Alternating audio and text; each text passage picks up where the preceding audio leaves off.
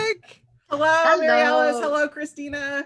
Hi. Hi. Welcome to Virtual Warwicks. Mary Alice, I think, is this the first time we've ever hosted you? This is the first, but I know that you are the oldest continuously owned family bookstores, in the United States. That's pretty cool. It's a pretty cool thing. So it is a pleasure to have you. I'm so excited that this is our 125th year. We're hosting you. And so that's 125 years. 125 oh years. My gosh. We're celebrating Congratulations. Thank you. Really cool. Yeah, it's super exciting.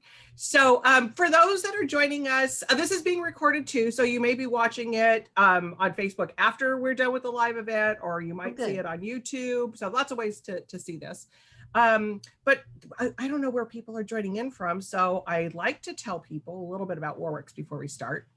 For those that are in San Diego, I always like to say, you better know where we're at, but some people might not know.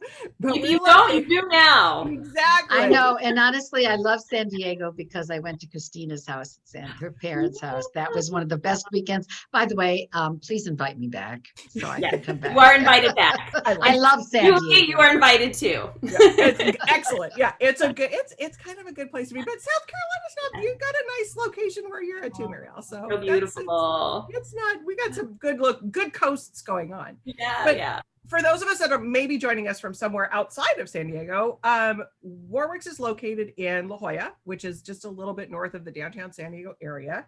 We are open, mask, social distancing right now, but we think we're going to get some notification from the governor in a few weeks. So we're not sure where we're at with the mask situation, but we are going to keep everybody safe. So we invite everybody to come in and shop at the store. There's nothing like coming in and browsing at a bookstore and looking at those tables. Oh man, right? I miss it. I really want to come back. Yeah. So, but for tonight or for today, what time zone you're in, it could be night already. I'll be putting in Mary Alice's book into the comment section, and I'll do that also with yours, Kristina, so people can easily click on that, buy the book. I always like to say, any way there is to get a book, you can get it from Warwicks or any of your independent bookstores. So just a little plug there for us on, Thanks. Maybe you won't have buy Mary Alice's, and you might see something else you want to pop in that cart. Support your independent bookstore. Yeah, we kind of, like we said, 1896, 125 years. We've seen a lot and we've survived a lot, but we still need our customers. So we appreciate everybody that does buy from us. The other thing that you can do is you can participate tonight with your questions. So go ahead and pop your questions into the comment section, which is always fun. Christina's actually going to bring those in. They're going to chat for Christina and Mary Alice are going to chat for about 30-ish minutes, but she'll bring those questions in either live or after they're done chatting. So go ahead and don't be shy and make sure you get some questions in there, because those are always fun from the audience. So with that, I think we've given Facebook enough time to let everybody know that we're here. So let me do my job and do my intros here, and then I'll pop off and let you ladies have a nice chat. So Mary Alice Monroe is the New York Times bestselling author of 27 books, including the Beach House series. With her latest, The Summer of Lost and Found, that they'll be talking with us tonight. There it is. Thank you, sweetheart. Yeah.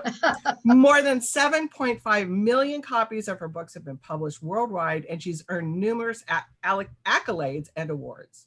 Mary Alice is an active conservationist and serves on several South Carolina boards, and is a 20-year plus state certified volunteer with the Island Turtle Team, the group that first sparked her love for loggerhead sea turtles and is the inspiration of her Beach House series. With her today is Christina Mcmorris, and Christina is a New York Times, Wall Street Journal, and USA Today bestselling author of 2 novellas and 5 historical novels, her most recent being Sold on a Monday, with almost 1 million copies sold. Congratulations on that. The recipient of more than 20 National Literary Awards, she previously hosted weekly TV shows for Warner Brothers and an ABC affiliate, beginning at age 9 with an Emmy Award-winning program. I love that. She's no slacker, that She's no girl. slacker, I tell you. No grass is growing. Children. And owned a wedding and event planning company. I bet there's some stories there.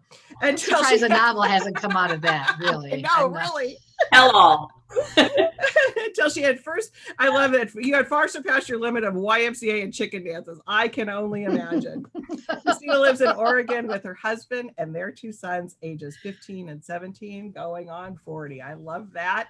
Ladies, have a great conversation. See you in a little Thanks, bit. Julie. You started it off great. Thank you. Yay to Warwick. Hey, Kristina, I do.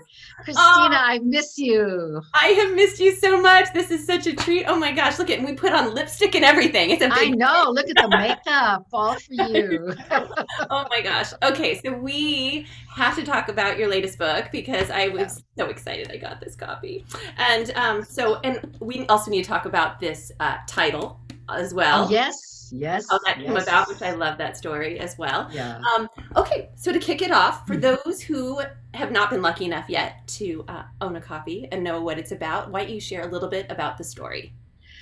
It takes place in 2020. I mean, that's sort of an opening right there. 2020, the year like no other. And it all began when I was up in my mountain house a little over a year ago. And the shelter in place order came through. I think it was right around between April 7th or 8th. And, I was stuck there, and my plans for the next book that I had in mind were, had a lot of ideas, but there was just no going out of the house. So I wondered, like you probably, like a lot of people, what was I going to do? Our book tours were canceled. And a couple other things started. We'll talk about that later, like Friends in Fiction. But for me as the author, I began to think, I tell family stories. I talk about the relationships in a family, in a woman's life.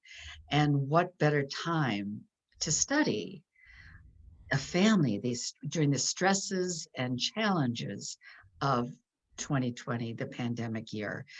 And what family would be better than to go back to the Beach House family, the Rutledges. And I wanted to write a book about the next generation, but I had no idea it would take the shape it did. And it was a hard choice to write about it, but it seemed to me, Kristina, to be the only choice. This is what I do. And I like to say, in my normal everyday novel that I go out, my process is I go out and I research a species. And, when you're a naturalist, you go out into nature, you keep your eyes open and your ears open and your mouth shut. You're quiet and you just observe. That's what a naturalist does. And you take notes, and I watch interactions amongst the species and also humans with the species. Well, I used that same process, only it was with the human species. And I watched the families, not just my own, but my children and their relationship and the generations, what happened to the young. And I wrote a novel about the interpersonal relationships, but also the ups and the downs. We lost a lot. We had a lot of frustrations. We found a lot of really cool, good, new patterns, new discoveries, and memories from this last year. So this is the story of the Rutledge family during April till August. Multiple generations, but primarily the older generation, the younger generation, the pods. There's a love triangle. There's people caring for one another. It's the funniest book I ever wrote, but it really is documenting with this family this year like no other. Yeah. Now, I know I read in your author's note or your acknowledgments that the process, you threw your usual process out the window. Oh my God. Yes. And that you had moments of regret. Yes. It was the hardest book I ever wrote, Kristina. Are you a plotter or a pantser? Maybe you should explain that difference. Historical author. So you're a plotter. Plotter. And besides that, I'm a recovering event planner. So I'm like, what's the point in not knowing? Like, yeah, you have to have things organized in time. Well, for those of you out there, a plotter is like Kristina and I. We've done our research. We know our characterizations. We know where we're headed. We know climax and resolution. We structure. And then pantsers have an outline, of course, but they really just start writing. Yeah. By the seat of the pants, by the way. By the seat of the pants. They're pantsers. So I was a pantser for this book for the first time in my career. And not only that, I didn't have, my story kept changing. My outline hit the trash right away, because what happened is what I wanted to say changed as I lived through this year. So I always try and figure out, what is it I want to say to my readers through story, through dialogue, through plot? What message am I sharing? And what I thought the story was about in April was different than July, then it was different in November. And by the time all my editors were like, "Where's the book?" And I handed in a truly messy first draft, one of the worst ever. But that's my modus operandi, to hand in a rough first draft. By the time we edited and I finally was getting those last scenes done, Kristina, I knew what I wanted to say. It crystallized for me, but it was the hardest book, and I'm going back to plotting. Yeah. A little more relaxing. It's so perfect. You know, it's so, how fitting is it though that you did a pantser novel that you just threw everything out the window and adapted, given the kind of year that we had. I know it was, and then that was actually the lesson. If you ask me, what did my characters learn? What did I learn with them? We were learning together. It was this: you don't plan for the future. I think everyone is saying, and it's true, the key word for 2020 and now even still is pivot. Be prepared. Don't to live in the now, live in the present. Like I'm really making an effort to not worry about the next thing. Right. But like today, I mean, I'm with you, Kristina. I'm enjoying my days so much more. And this is the lesson I learned, it was a tough year. I won't make any bones about it. It was a tough year. And I lost a lot of some family members, 3. And I think, I can't pretend that wasn't difficult, but it does make you grateful. Mm-hmm. And my characters, I think, reflect that. The end, it's a very inspiring book. I like to think it is, that when people, it's not about the pandemic. When they read this, they're going to be, oh yeah, I remember that. Oh, isn't that funny? They were spraying packages before they brought them in. Ha ha, remember that? Crazy people were doing that. Remember that? Yeah, so much unknown. I mean, so, yeah. Absolutely. Well, you write about historicals, historical times, especially World War II. Yeah, I love your World War II books. The one with the violinist. Oh, no, Bridge of Scarlet Leaves, and of course you read Scarlet Leaves. That's it, because that's the Japanese American the internment camps. And for those who don't know, this woman, my father's an immigrant from Kyoto originally, from Japan. Kyoto, my favorite city in the world. This woman speaks better Japanese than I do. Oh, she's amazing, and we'll have to Nayo.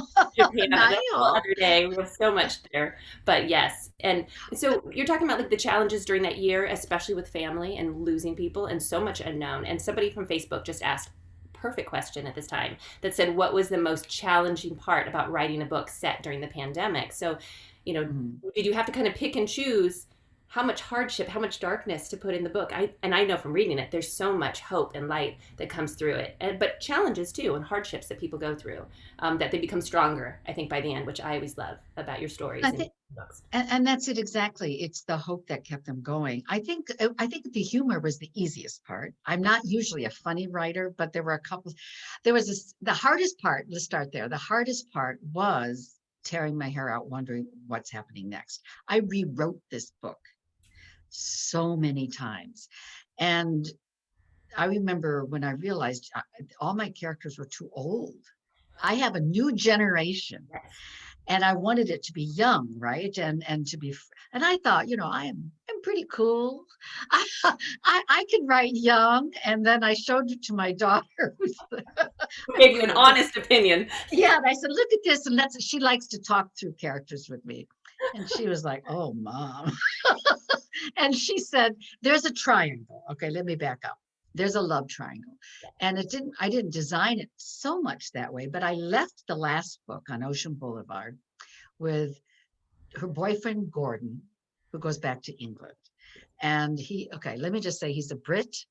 He's a surfer and he looks like Sean Evans from Endeavor. I mean, I just put him in there so I could write about him because I had a thing for Sean Evans. But anyway, he's a biologist. He's the perfect guy. But he's trying to get back to the United States, and it's hard because the borders are closing.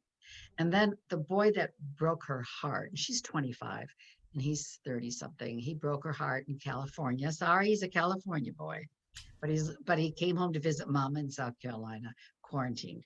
So I set it up that there's this triangle. And the whole summer, she's kind of caught between the two. And when my daughter read that, Gordon was trying to come to the United States and he wants to live in her house, of course. And I'm like, oh, Greta, you have to help me figure out a way that he won't be able to live in the house because, you know, they're not married. So she's like, Mom, you, of course she's going to want to stay with her. They've been together, if you know what I mean. He's coming over to see her. Of course he wants to be with her. And of course she'd say yes. But I'm like, but it's so inappropriate for the beach house. In the South, we don't do that, at least not openly where Mom can see. So it was funny. And my daughter talked about it and I listened to her and we actually worked it out. I did keep it younger, but I was able to put all my frustrations as a mother and in the character's mother. So there's some funny scenes about how she reacts to this group, this little house where all these young people start moving in to save rent because they have no money.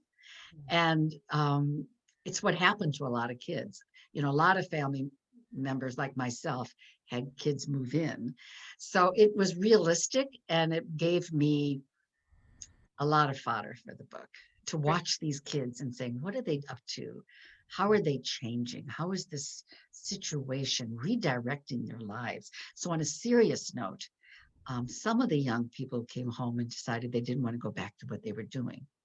A lot of kids went back to school. They refocused. It was an opportunity for all ages to sit back and say, what am I doing? What do I want to do next? And that is a self-exploration, self-discovery, which I think will have repercussions as we come out. Yeah, absolutely.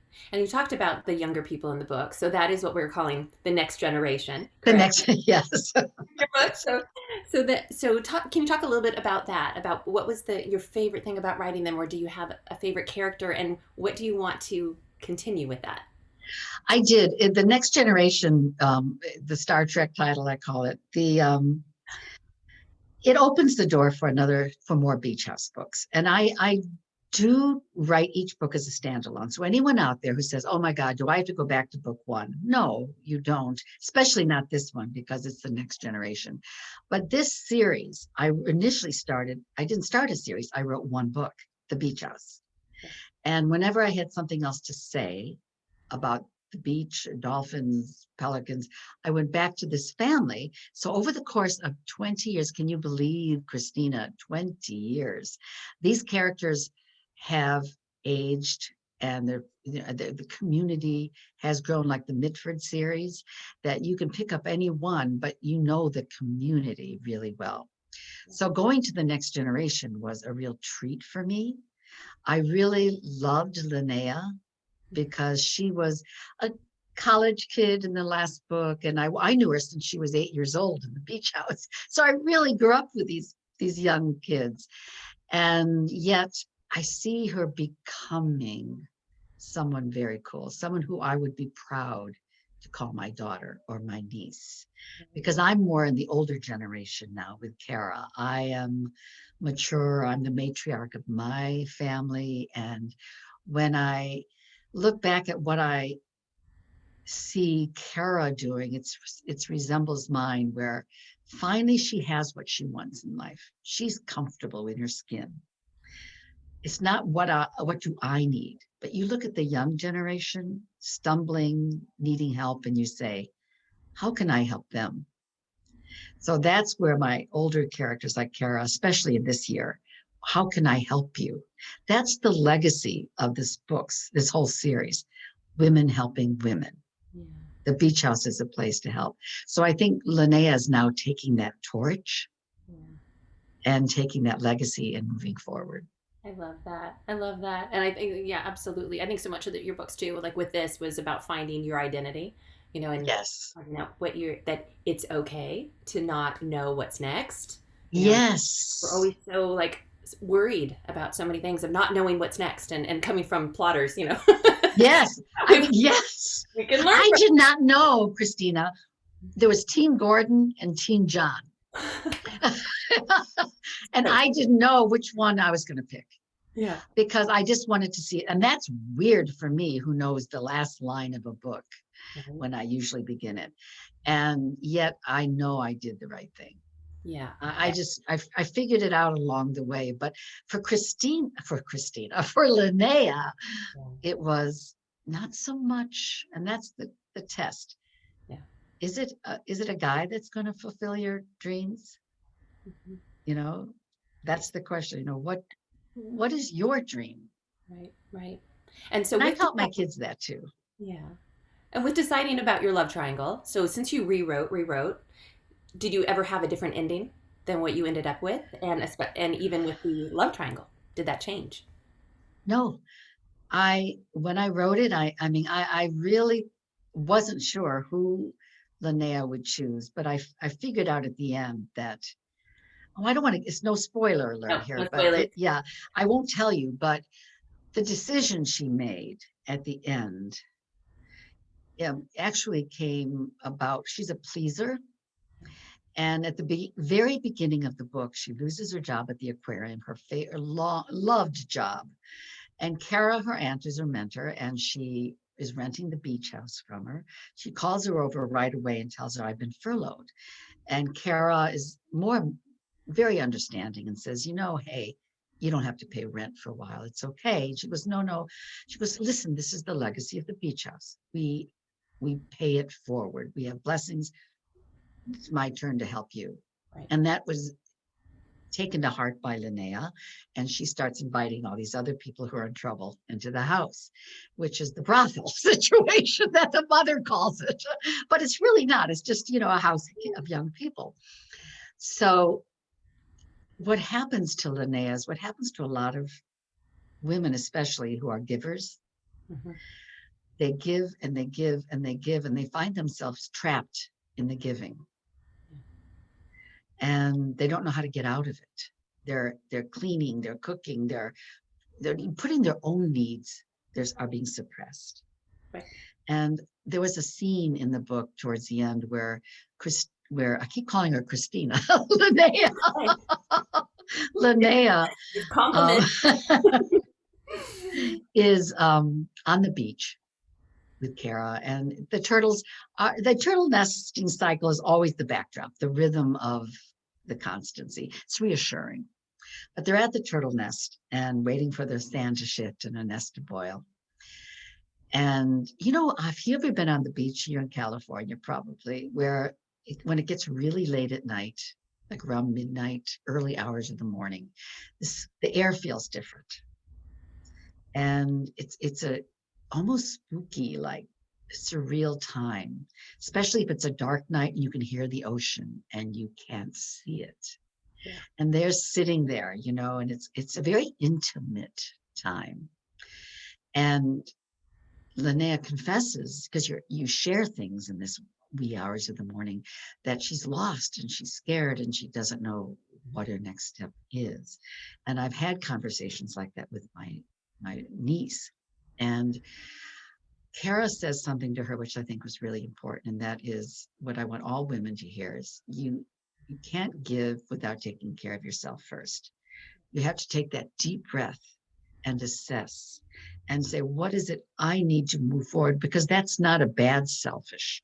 That's a good self-ish.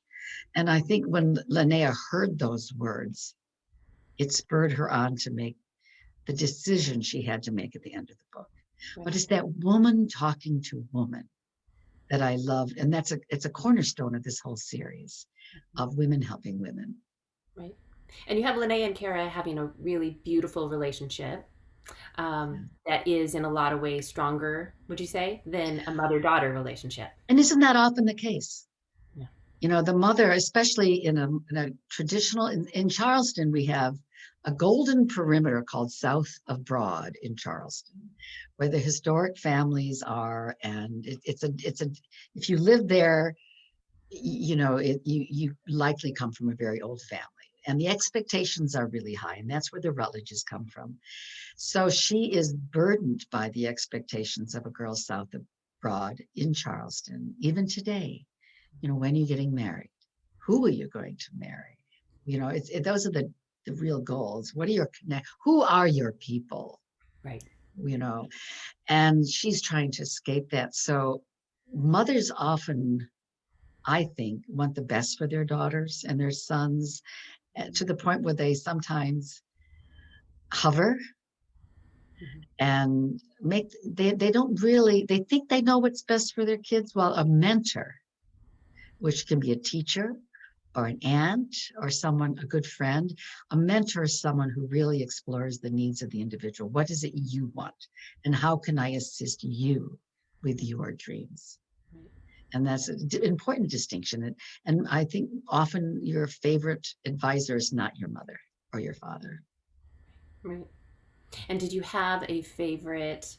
I was going to ask you about character, since we're talking about character, but also, and it's always like picking our favorite child, right? It is. Like, we all have one. We just don't tell the other. No.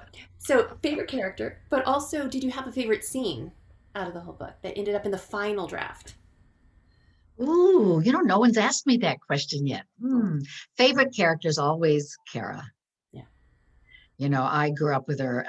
When I started the series, she was not a very likable person, but she was strong and determined, hardworking, forgot to have children by 40, and never wanted, a lone swimmer, we called her, like a sea turtle.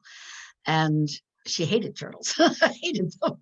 And then she came home, and she grew up over the last 20 years to be quite a remarkable woman. And I really admire her. She's not me. I wish I was more like her. Favorite scene. It might be that scene I just described with Kara and Linnea on the beach. Because I love those moments when I'm on the beach, either by myself or usually with one other Turtle Team member that I've known for 20 years. And it's what women always do when we are either book clubs, you know, from the days of nurturers and gatherers, or it's our DNA. I don't know, Kristina, but women have always confided in one another and worked in groups together. It's our strength. And I always write about women in groups. In this series, it's Turtle Team.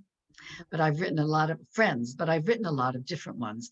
And research over the years has proven what we've known all along, that women confiding in women's solution of problems is essential for a woman's well-being. And also having a mentor, or what we in fairy tales and story structure call the old crone. You know, the old crone, and she doesn't have to be that old. Kara's the old crone who gives the young one advice. Yeah. That's a classic story structure. In fact, I want to be a crone. There's a place well, you should come with me, Kristina. There's a place in England where the fairies are rampant, but you can go to school and get awarded to be an old crone. And that's what I think I want to do.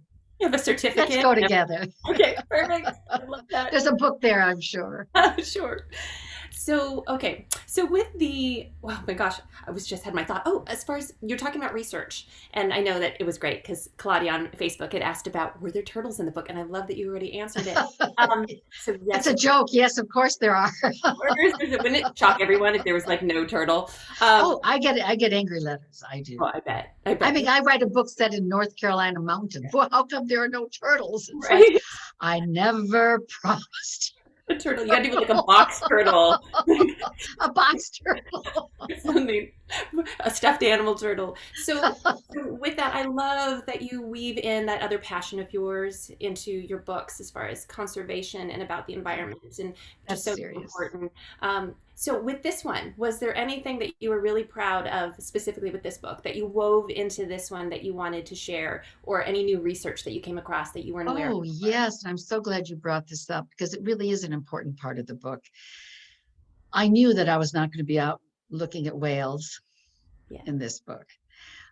I have always looked to the outward towards an endangered species, something a little bit more exotic. And in this book, I found it fascinating for me, and I think for the readers to find out what is exotic in your own backyard.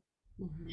And if you don't know about it, those spiders or those bullfrogs are pretty exotic creatures. And there's a little girl who is being taken care of by Linnea at the beginning of the book. And I wanted to show how children were affected by all this as well. But going out and learning the names of the birds at the bird feeder. And there's this cute scene with a bullfrog. And what's the name of that? What's that? It's a bullfrog. What's its name? It's a Jeremiah. And it gets into Jeremiah was the bullfrog. But it's a true story. It actually happened. And it's just so how we have these opportunities to look at what's in our own yard Mhm. and marvel at it. And I hope people will do that and learn the names of the birds and all the different plants that are, and don't spray because it kills good things like butterflies as well.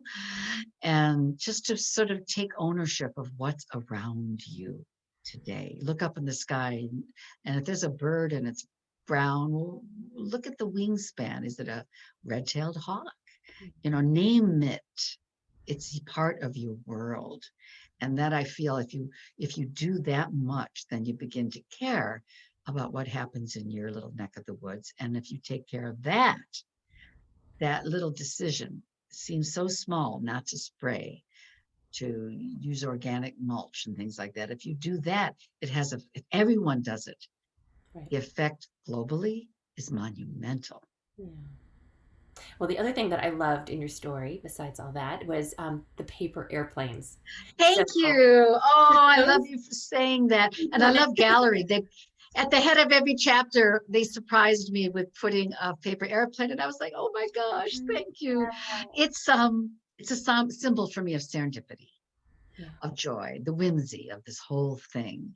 And I remember when I watched the movie Forrest Gump. Yeah. Yes. Remember the Was little that? feather? It Yes. was so cute. And I thought, it was just that you be prepared for joy. Be prepared for it's a serious story, but there's whimsy here. And a little bit of Boo Radley going on too. I wanted to say one thing that I wanted to ask you. And that is when I was saying before how you write historicals and you really focused a number of your books on set against World War II. Mhm. And that was a war. And you wrote about what people went through and how it changed them during the war and how they came out of it. Mhm. And I really think that was the parallel that I saw in Yes. this historic period. People are going to look at the year of 2020 and say, where were you Yes. in 20? How did you spend it? Just like you were saying, where were you in World War II? Where were you when the Twin Towers fell, when JFK was killed? Where we all remember Yeah. crystal clear memories. And I feel like one of the things I wanted to write about was before we forgot, this is where were you? This is a wartime experience. But look at all the stories that come out of wartime experiences, as you know so well, Kristina. It is, and what I love about the World War II too is that, see, I mean, I guess especially now I can appreciate even more the fact that that really brought people together. I think more than dividing, and so there Exactly.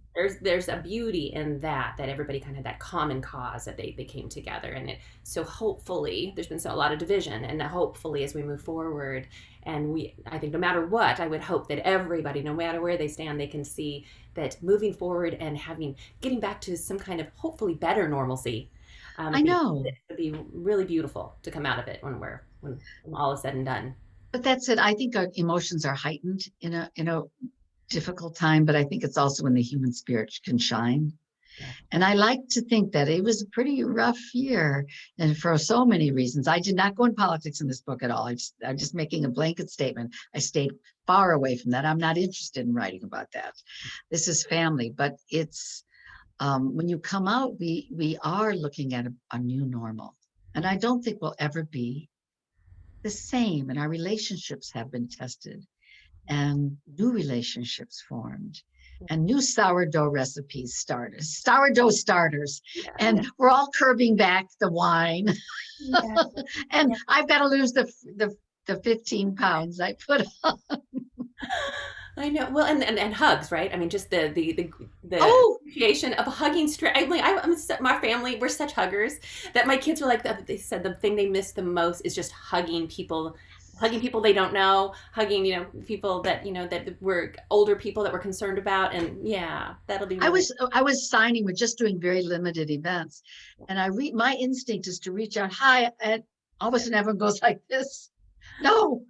And hey, I hate the elbow bump. I hate it. So speaking of which, with your touring, what are you doing for touring right now? With all the changes, are you doing some out in person now too, and mixing it up? I am. I just went out to one today, but small numbers. Like not the big numbers, just very limited, and everyone is very clean. We respect the wishes of the area I'm going to, and they're all pretty local. I'm not traveling. I'm not getting on planes and traveling. I'm just, if I can't drive there and don't get home in a day or two, it's not happening. So the virtual events have taken a big role in book tours, and I don't think these will ever go away. But I look at this is book tour, but this is so much fun. I get to talk to my girlfriend. This is just really great. I know that we usually couldn't do an event together unless we happened to be on tour at the same time. So it's so fabulous. So we've got a couple really fun questions that have come through. So let me start with one.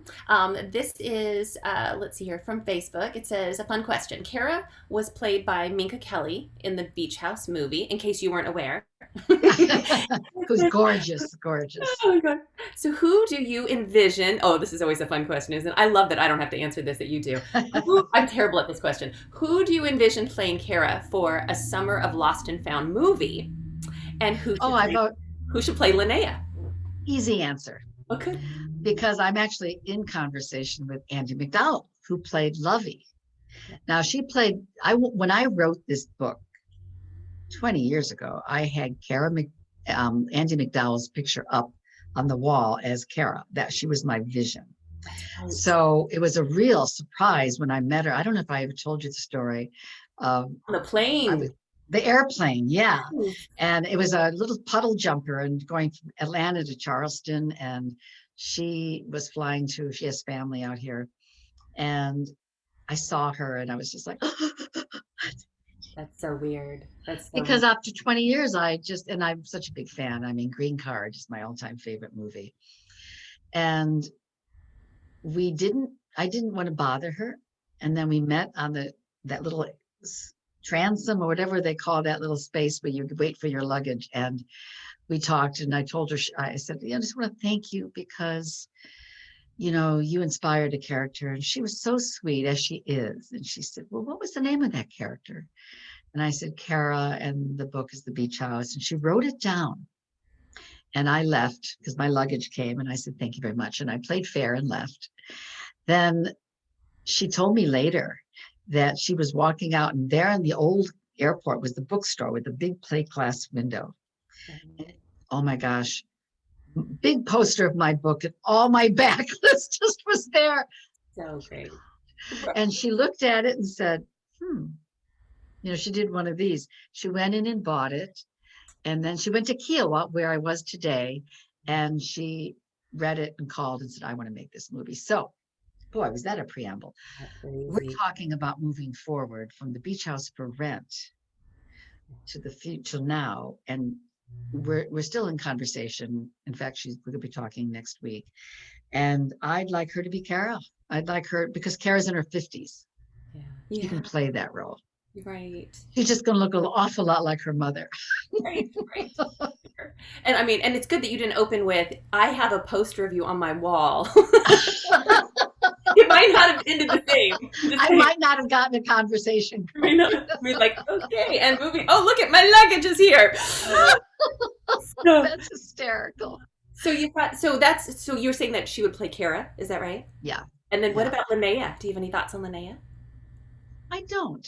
I have an actress in mind, and I'm in conversation with her. She's been in a couple series on TV, and she's on board to do it. We just have to. Eleven Randon is her name, actually. Eleven Randon, are you listening? And she's really great. I really love her acting, and she's on board. We talked about it, and I just have to, has to become a reality. I know one thing about California is that they're just getting excited now, getting things back together, and I hope things happen. And yet, my role is to write the book. Yeah, absolutely, and let your baby go. And then, so another question here that is fun is: have there ever been any characters that you didn't end up liking, or wished that you didn't write them? It's called delete. Usually I delete them before they hit the print. Right. I think the character I least liked was in my very first novel. I mean, I liked her. She was a great villain, a really great villain, maybe too good. And she was a woman who was a banker who was hell bent to destroy her nephew. And she was just really ruthless. And it was called The Long Road Home, which is the long road to publication in my children's mind. It was my first novel, but it was she was one of these really diabolical women without any redeeming graces. And since then, I try to even make my villains have a redeeming grace, so that you can understand why they are the villains that they are. Right. Even if you don't agree with their choices. Yeah. Yes. Yeah, that's awesome. And then, so I'm going to ask you two last questions, I think, before we throw it back to Julie. And that is, tell us a little bit about Friends in Fiction, since we promised that you would circle back. Oh, I'm so glad you brought that up. This is one of the best things that came out of the pandemic, when the order came down that there were not going to be any book tours. It was Patty Callahan Henry, who's a good friend of mine, was wiped out for a book tour. I was, Mary Kay Andrews was, and we were friends, and we got on the phone, and with you, Kristina. Yeah. We wanted you with us. I needed 24 more hours in a day. Yeah. Yeah, you told us that. So, but we were all kind of in that boat. And then I knew I'm a gallery author, and I had two young gallery authors who you met. Was it Kristen Harmel came to that event. So Kristen, who writes beautiful historical novels, and Christy Woodson Harvey, who's with gallery and writes contemporaries. So I brought them in to have a conversation, and we just were trying to figure out what can we do, but also what can we do to help booksellers, the independent booksellers, because we are so aware that our book tours support the bookstores through events. And we started talking about our books, and we said, let's take it to Facebook. And from there, if you go on our website, www.facebook.com. No, what am I saying? friendsinfiction.com. Right. You'll see all the episodes, but the first episodes, my gosh, we didn't know what a ring light was, obviously. we were talking, we had Mary Kay's daughter was like a ninja crawling around. You saw this black figure crawling around and trying to fix the connections. We've gotten quite fancy. And it was supposed to be, I've got to interject and let people know what's so funny is from where it is now, to where it is now. We had originally planned, the six of us, to just do one cocktail hour, happy hour Zoom. That was going to be it, just one time. Yeah, and I had to learn what a Zoom was. Yes, right. Yes. So then continue. So she was crawling around on the ground. Yes. Well, we thought we'll go through till summer. And then through summer, our books came out, and then we were collecting quite a following. And we said, let's just start inviting guests. And I think our very first guest was Kristen Hanna. We invited our friends, and that's a pretty good first guest. And then I invited Delia Owens, which is another pretty good first guest. And after that, Christina was a guest, and we had a lot of great author guests. And it still is, we're booked to the end of the year, and it's becoming wildly successful, much more so than we ever imagined. And I think it's because we have a unique combination of personalities. Yeah.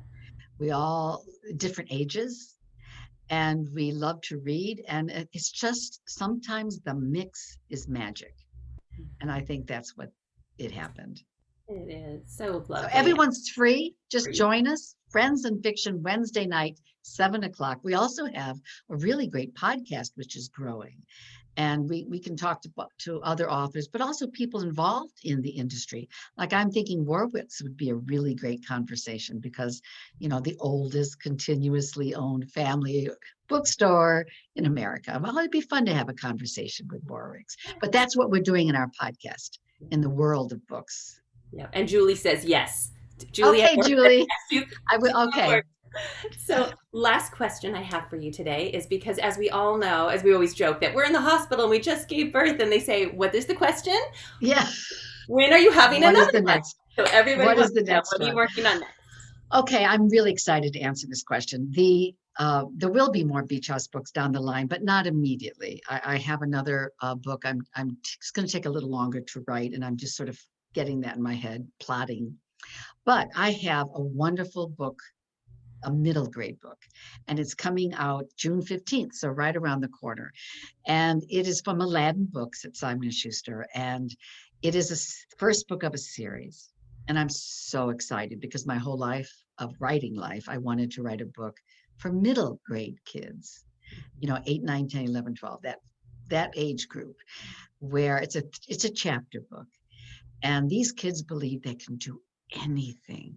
They can save the world if they choose. They love that sense of adventure. And we put them on a little island.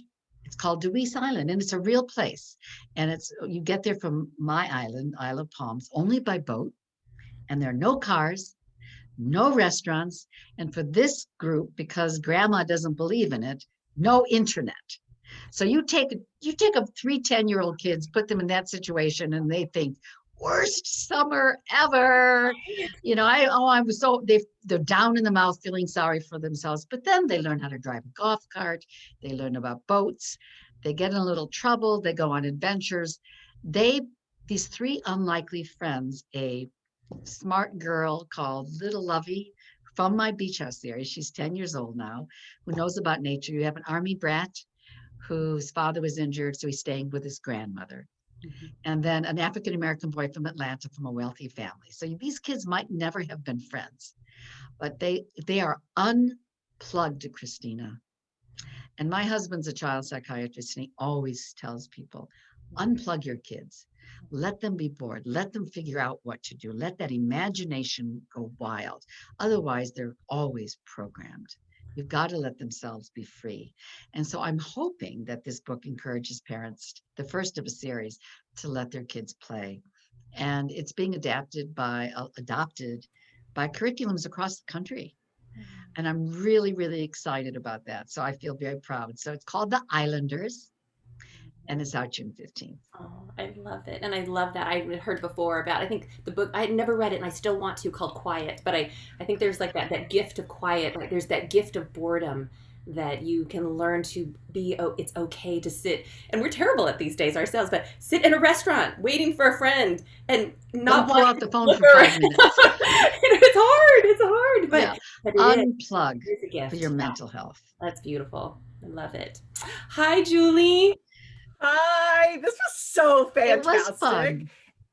And you have tons of great comments going on in the Facebook page. I couldn't keep up fast enough liking everything. You've got fantastic fans. So thank you, everybody. It's so fun. Yeah, they're all having a good time in the comment and chat section. They were lots of friends in fiction. Oh, hey guys. Fans out there. Aww. Yeah. We just had my launch party last night, and my daughters were on, and it was a real treat to see your babies. Oh. Your babies come on and make you proud. Yeah, how fun. And Kelly Stidham, is that you out there from our old Simon and Schuster, I think, Kelly. So if that's you out there, I think I saw you on the comment. So hello, we love you. So lots of fun going on there. And I think as I was listening, Mary Alice, I think the next book you need to name a character Kristina. because I kept calling her. I'm just saying, it's funny that you say that, Julie. I just have to say that. I think it's because I love her so much. You better not make her the villain. That's all I'm going to say. She's not. She's a heroine, of course. Careful what you wish for, people. I mean, you got to be very clear about details. I love it. Oh. So much fun. Well, ladies, this was absolutely fantastic.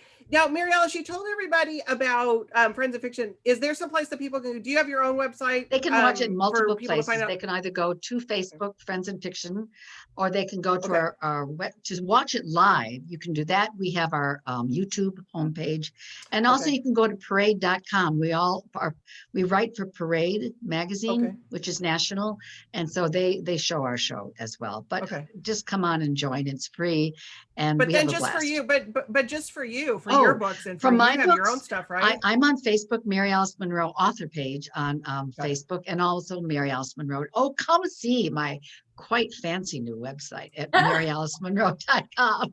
I'm quite proud of it. I love that. And Kristina, how about you? Where should people go to find more about you? Yeah, so website, same thing, ChristinaMcMorris.com, and otherwise Facebook author page, and then Instagram.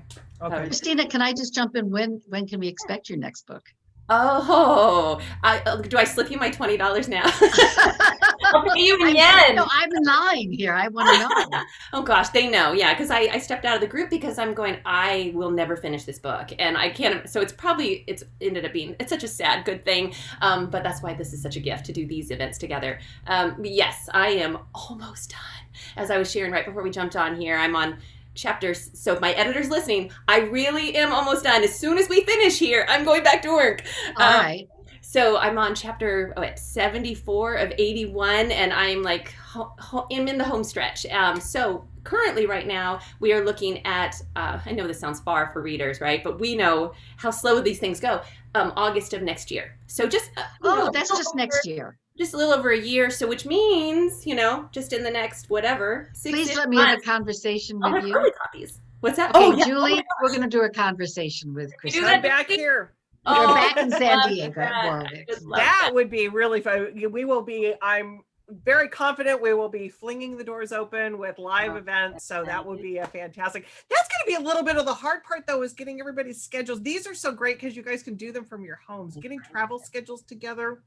Right. We're going to keep. I don't think these are ever going to disappear. I think we're always going to have these. No, the Zoom stuff, I think, but to get both of you in San Diego at the same time. That's easy. She's like, Julie, all you have to do is invite me, and I'm there. And I lure everybody there with the bacon covered maple donuts too. I found. Yeah. You just tell your mom and dad to cook, and I'm there. Yeah, we've got it all planned. August 2022. Done. It's a done deal. Aww. It's been such a treat having both of you. Thank you so much. Thank you so much. And if you want some more affirmation, if you need any more love, Mary Alice, I think you've got to just go on the Facebook page of Warwick's and look at that comment section. I will. There's a ton of love. I'm going to go right now. I'll answer the question. Go get this. Remember, it's a standalone too. So remember, you don't have to read the whole series. So even start with this. You'll love it. Thank you. Thank you. There's your $20 back. Thank you. Woohoo! We're going to take us off of Facebook. So good night, everybody. And thank you. Good night. Bye, everybody. I love you all. Thank you.